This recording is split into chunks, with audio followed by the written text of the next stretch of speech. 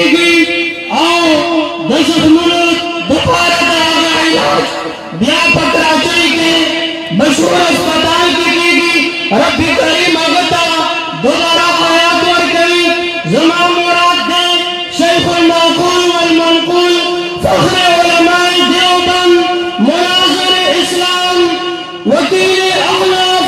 سیف الله المسلول قاطع الفرق الباطله حضرت العلامه مولانا شیخ رحم الله صاحب چې هغه راشي حاضرین وړاندې معافي ضمیر اظهار وفرمایي. شیخ رحم الله صاحب مجاهدین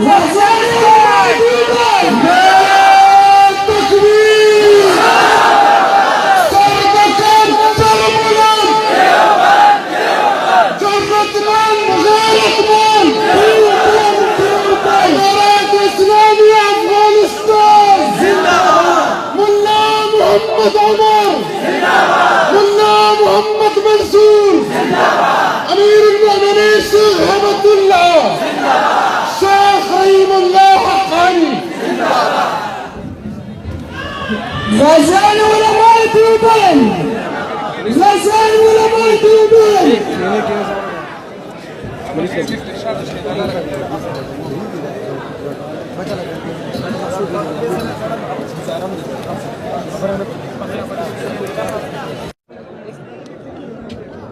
الحمد لله وحده والصلاة والسلام على من لا نبي بعده. أما بعد فأعوذ بالله من الشيطان الرجيم. بسم الله الرحمن الرحيم. اهدنا الصراط المستقيم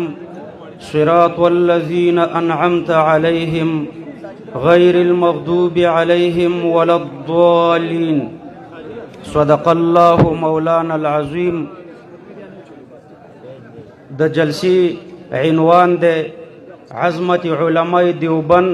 او عظمت فقها او دا ډیر چې سوچ ورته وکړي نو بنیادی خدمت الله پاک د دې مفتی صاحبانو د دې علماو نه اخلي. بعضې خلک به دا اعتراض کوي مخکې زه خبرېدم چې په دې نوم به جلسه منعقده شوه عظمت علماء دیوبند او عظمت فقها نو دی باطل پرستو به بیا په همدې ورځ جلسه جوړه کړې وه او د فقهاو په مقابله کې به یې لیکلي وو عظمت محمد صلی الله علیه وسلم یا عظمت قرآن او حدیث. مطلب به عوامو ته په ذهن کې دا ورکوله چې د قرآن او د حدیث دفاع پکار ده او د فقه دفاع نه ده پکار او یا د الله او د الله د پیغمبر دفاع پکار ده. د دیوبند د اکابرو او د علماء دیوبند د دوی دفاع نه ده پکار د هغوی په ځای د الله او د الله د پیغمبر دفاع ضروري ده. خو ګورئ دا د دین د رانړولو دپاره یو بنیاد دی. افغانستان کې چې مجاهدین په کوم ځای کې خطرناکه د یو طرف نه خطره زیاته نو هلته ورته خطونه وایي خط ورته اچوي 4 کمربنده یا 4-5 کمربنده ورته اچوي. هغه اول کمربند ډیر مضبوطی هغه اول خط ډیر مضبوط ساتي. اول خط چې مات شي بیا دویم هم نه ټینګېږي او دریم هم نه ټینګېږي څلورم هم نه ټینګېږي او مرکز هم د لاسه وځي. مرکز قرآن او سنت دی الله او د الله پیغمبر دی. خو دغه اکابر د دیوبند دغه فقها دا د دې مرکز ساتونکي او مدافعین دي. دوی په خط او بونډرۍ کې پراته دي د دین د دفاع دپاره. اول دفاع د دې بونډرۍ پکار ده. اوله دفاع د دې اول خط پکار ده. په گیټ کې یو پیرادار ولاړي او دننه په مسجد کې محرابي او په محراب کې دننه مصلی نو دا مصلی کې داسې دی لکه دی کې چې پیغمبر صلی الله علیه وسلم مصلی پیغمبر دی محراب صحابه دي او د مسجد په برنډه کې چې کومه دروازه ای دلته شهدا دي او په دې غټ گیټ کې صالحین مجتهدین اسلاف او اکابر دي. اوس یو انسان راځي او هغه د دې گیټ والا ته وایي خلکو ته وایي چې زما د دې محراب والا سره کار نشته د دې مصلی والا سره مې کار نشته زه جګړه د دې گیټ والا سره کوم په د اعتراضات کوم دا ماته را پرېږدئ. نو که دا د گیټ والا ورته پرېږدو نو دا به قمقلتوبي گیټ چې بچ نشي برندم نه بچ کیږي محراب هم نه بچ کیږي او مصلام نه بچ کیږي او چې گیټ بچ شي نو بیا برندم بچي د مسجد محراب هم بچي او مصلام بچي نو د دین دفاع اول د اکابرو نه شروع کیږي الله پاک څلور طیفی ذکر کوي منعم علیهم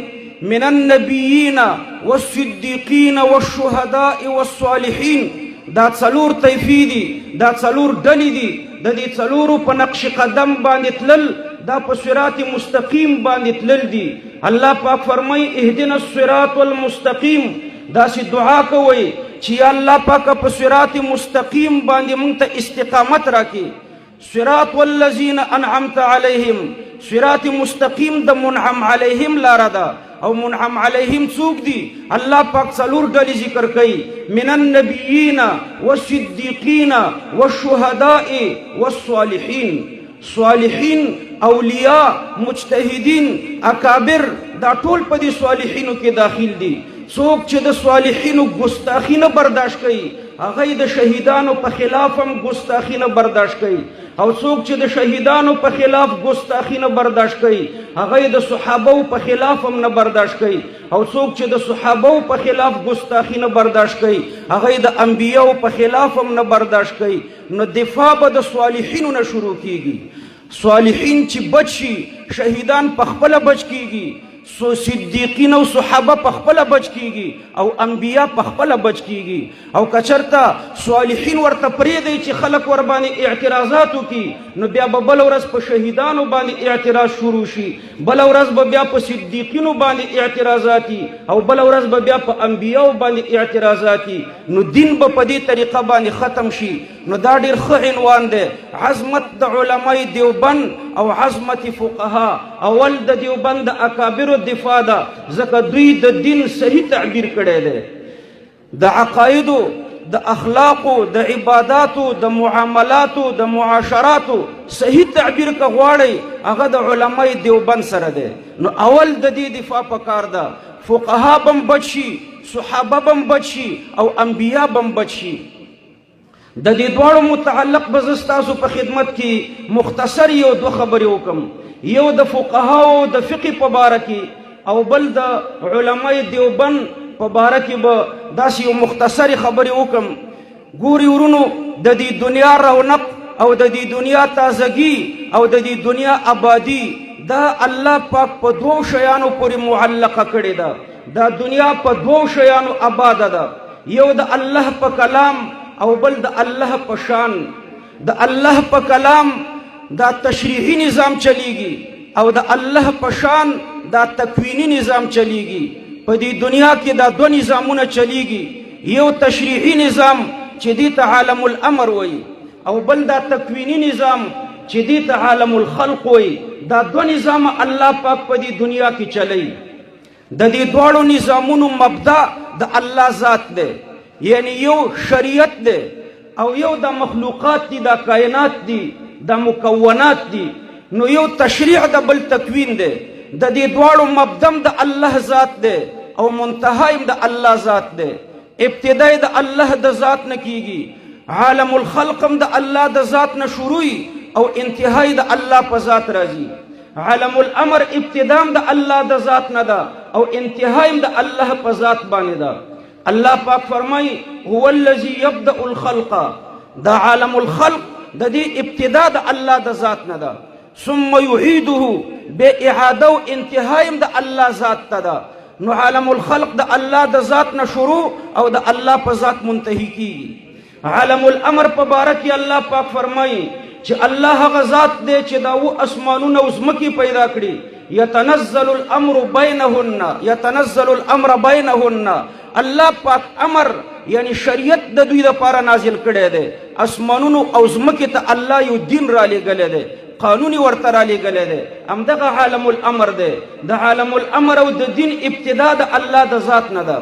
او انتهایم د الله ذات ته ده الله پاک فرمایي وإلی الله ترجع الامور امور چې مفرد د دې مفرد امر شي نو عالم الامر د دې دین انتهام الله ته ده ابتدایم د الله نه ده او انتهایم د الله ته ده او د دې کائناتو ابتدا او انتها دام الله پاک ته ده او د دې دواړو دپاره اصلم د الله یو صفت دی چې ربوبیت ورته وایي. د الله په صفاتو کې یو صفت دا دی چې رب العالمین. تربیت تبلیغ الشیء الی کماله شیئا فشیئا، رو په رو یو څوک مرتبه د کمال ته رسول. لکه موږ طالبان یوه درجه کې سبق وایي، بیا دویمې ته شي، بیا درېمې ته شي، اخر الله پاک فارغ کړي، نو دغې ته تربیت وایي. دا صفت د ربوبیت د عالم الخلق د پارم اصل دی او د عالم الامر د پارم اصل دی. یعنی عالم الخلق دا کائنات الله په 6,000 کالو کې پورا کړو. الله پاک د عالم الخلق په باره کې فرمایي الله هغه ذات دی خلق السماوات والارض فی 6 ایام، اسمانونه او ځمکې الله په 6 ورځو کې پیدا کړي او دا یوه ورځ د 1000 کالو په مقدار وه. وان یوما عند ربک کالف سنة مما تعدون، دا یوه ورځ دومره وه لکه 1000 کاله. نو دا کائنات الله په 1000 کالو کې مکمل 6,000 کالو کې مکمل کړه. عالم الخلق په 6,000 کالو کې مکمل شو. عالم الامر او دا دین دا د آدم علیه السلام نه شروع شو. اول الانبیاء دا آدم علیه السلام او آخر الانبیاء محمد صلی الله علیه وسلم دے. رسول الله صلی الله علیه وسلم فرمائی ختم بی البنیان و ختم بی الرسل. دا تعمیر نبوت په ما مکمل شو. تعمیر نبوت کې د یوې خښتې ځای پاتې و، هغه یوه خښته محمد صلی الله علیه وسلم فرمایي چې زه یم. وختم بی الرسل او پیغمبران په ما ختم شو، زمانه به وروسته بل پیغمبر نه راځي. نو قصر نبوت دا د آدم علیه السلام د زمانې نه د دې تعمیر شروع شو او په محمد صلی الله علیه وسلم تمام شو. ابن جریر الطبری او دارنګې نور مفسرین یو څه آثار ذکر کوي. د هغې آثارو نه معلومیږي چې د آدم علیه السلام او د محمد صلی الله علیه وسلم په مابین کې 6,000 کاله فاصله وه. نو په 6,000 کالو کې الله دا دین مکمل کړو. د آدم علیه السلام په زمانه کې د طفولیت په مرتبه کې دا دین.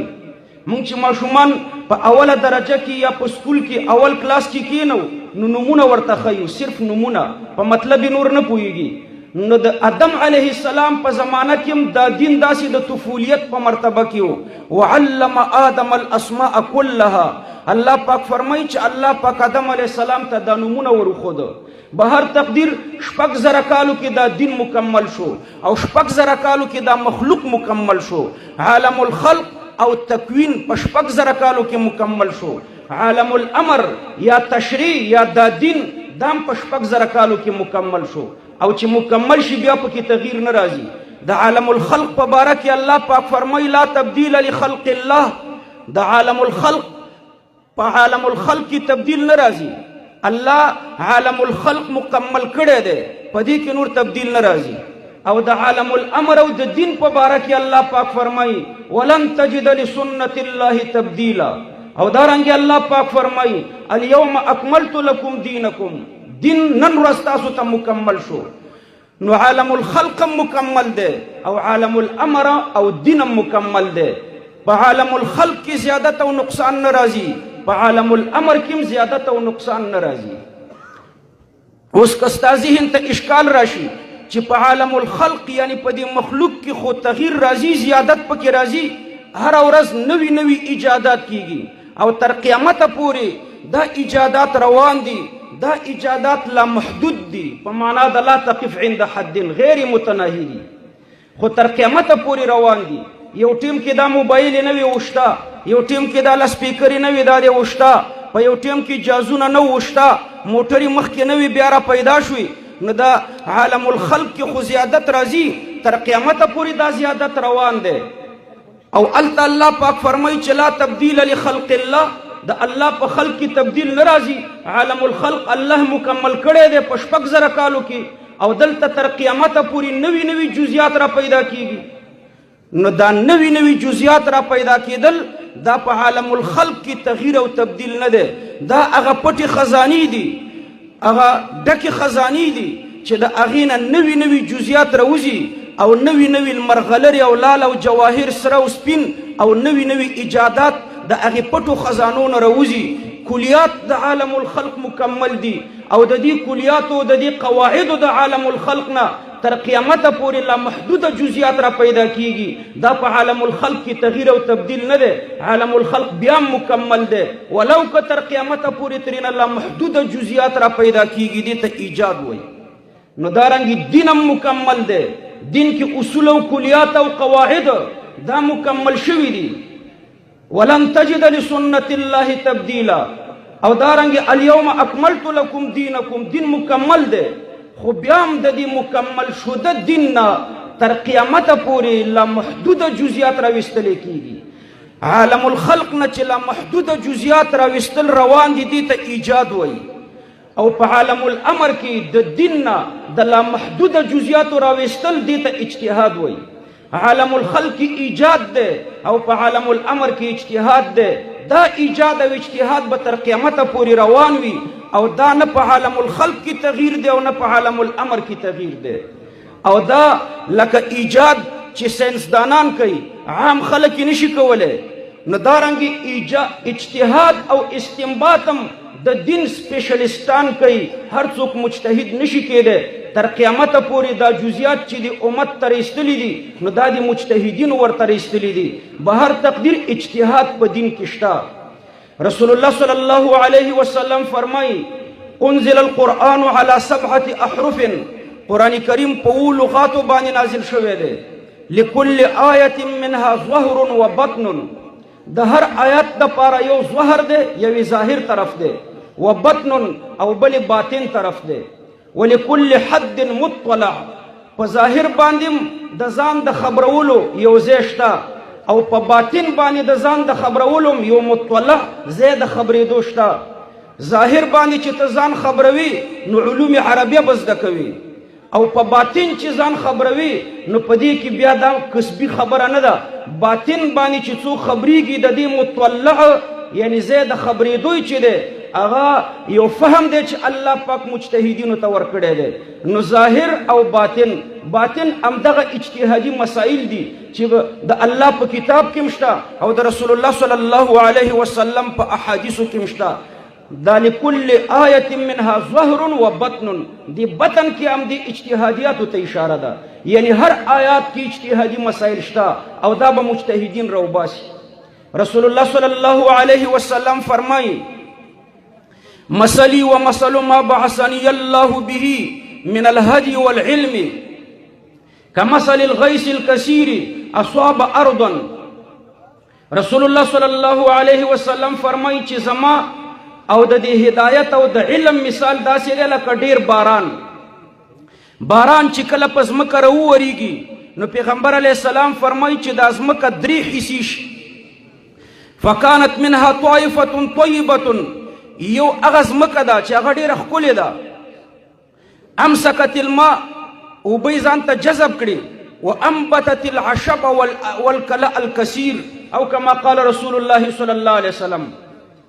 ښکلې ځمکه چې وي هغه اوبه جذب کړي او دا جذب شوي اوبه تا ته د ګلانو د بوټو او د میوو په شکل کې راښکاره کړي رسول الله صلی الله علیه وسلم فرمایي وکانت منها اجادب دویم قسم ځمکه هغه ده چې هغه تا ته فصل نه راشین کوي خو چې باران راوورېږي نو هغې کې حوضونه ډنډونه پکې جوړ شي او اوبه محفوظې او ذخیره درته محفوظه کړي فنفع الله بها الناس دغې ذخیره شوو اوبو باندې الله پاک بیا خلکو ته نفع ورسوي څوک ورباندې پټي اوبه کوي څوک اسکي او څوک نورې نفعې ترې اخلي دا 2 قسمه ځمکه او 3 قسم ځمکه رسول الله صلی الله علیه وسلم فرمایي چې قیعان سپیره هواره دشتي نه اوبه جذبوي او نه اوبه جمع کوي نو ځمکه 3 قسمه ده علما فرمایي چې دا اوله ځمکه دا د مجتهد مثال ده دا دویمه ځمکه د محدث مثال ده مجتهد قرآن او حدیث جذبوي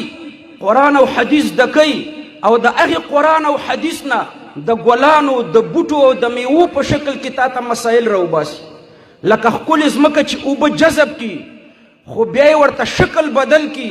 ګلانی بوټي او میوې او باغونه تا ته رازرغونوي نو دارنګې مجتهد قرآن او حدیث دا په خپل ذهن کې جذب کی او د هغې نه بیا په لسګونو سلګونو زرګونو مسایل هغه امت ته پیش کوي نو دای په کور کې څه کارخانه نه لګولي د ځان نه جوړي د قرآن او حدیث نه استنباط کوي. دا دویم ازمکه دا د محدث مثال دی، اول ازمکه د مجتهد مثال دی. دا دو مختصر احادیث می درته ویلي دا په دې دلالت کوي چې اجتهاد شته او دغه اجتهادیات دې ته ویل شي فقه، یعنی فقه شته. د فقه نه انکار دا د اجتهادیاتو نه انکار دی او د اجتهادیاتو نه انکار تقریبا کفر دی. اجتهادیات خو قرآن او حدیث باندې ثابت دي. نو اجتهادیات شته، مجتهدین شته او دې اجتهادیاتو ته فقه وایي. نو فقه شته او چې فقه وي، اجتهاد وي، مجتهد وي، نو تقلید بم وي. دا مسائل د همدې دپاره استنباط کیږي چې خلک یې پیروي وکړي او په دې مسائلو باندې عمل وکړي. نو چې اجتهاد وي او فقه وي نو تقلید او مقلد بم وي.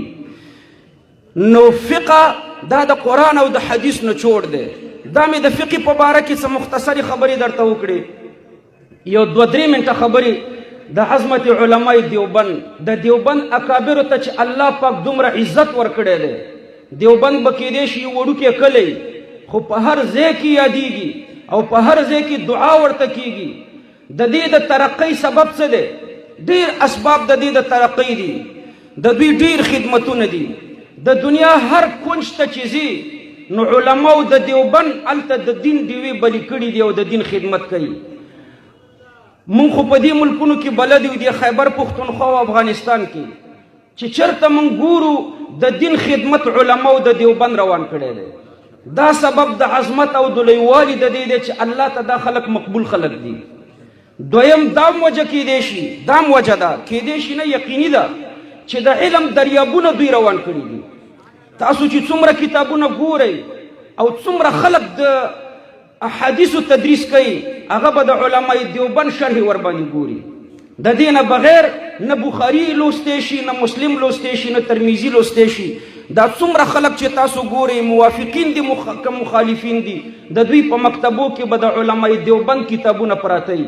دا د علم دریابونه دوی روان کړي دي او دومره کتابونه دي چې زمونږ غوندې کمزوري خلک خو شمېرلی هم نشي، نومونه هم نشي زده کولی. هغه تحقیقات خو یې په ځای پرېږده. که یو طرف ته د دین ډیوې بلې کړي، بل طرف ته د علم دریابونه روان کړي دي، نو ګوره بل طرف ته کفر ته تسلیمیږي هم نه.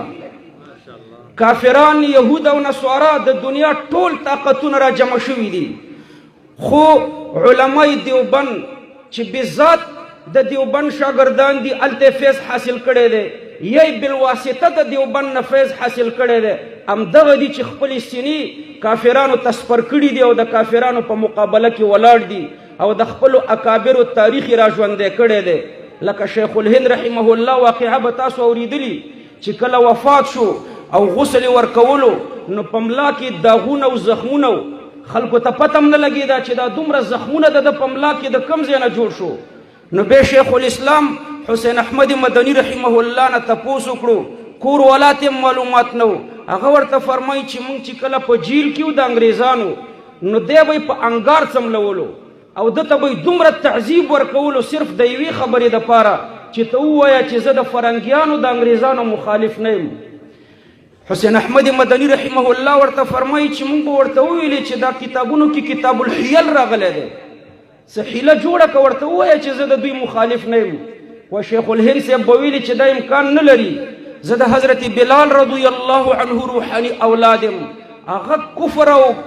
باطل ته نه دی تسلیم شوی، حضرت خبیب نه دی تسلیم شوی، حضرت سمیه رضی الله عنها نه ده تسلیمه شوی، حضرت امام مالک مخ په تور کړی شو، په کوڅو کې وګرځولی شو خو تسلیم نه شو. د امام ابو حنیفه جنازه د جیل نه ووته خو تسلیم نه شو. امام احمد ابن حنبل رحمه الله کوړې په ملا وخوړې خو تسلیم نه شو. لہذا امکان نه لري چې زه د فرنګیانو انګریزانو ته تسلیم شم. هغه د شیخ الهند صاحب په نقش قدم که تاسو نن ګورئ دغه کشران طالبان او دا متوسطین چې دوی د دیوبند فیض یافته دي، بذات یا د بالواسطه د دیوبند شاګردان دي، ګوره د دنیا ټولو طاقتونو ته دوی نه تسلیمیږي. نو که دې طرف ته ګوري چې دا کافر ته تسلیمیدل نه وي نو دا هم د دیوبند د علماو یو خصوصیت دی. خو د ټولو نه اعلی خصوصیت دا دی چې الله دیوبند ته دومره ترقی ورکړې ده او دومره مقبولیت الله ورکړی دی د دې دا ډېرې وجې کېدی شي سبيلنا سبيلنا طريقنا طريقنا نعرة تكبير سر بكف سر بلند نو عرض مې دا و چې د دې ټولو خدمتونو باوجود د ټولو نه غټ خدمت دا دی چې د دین صحیح تعبیر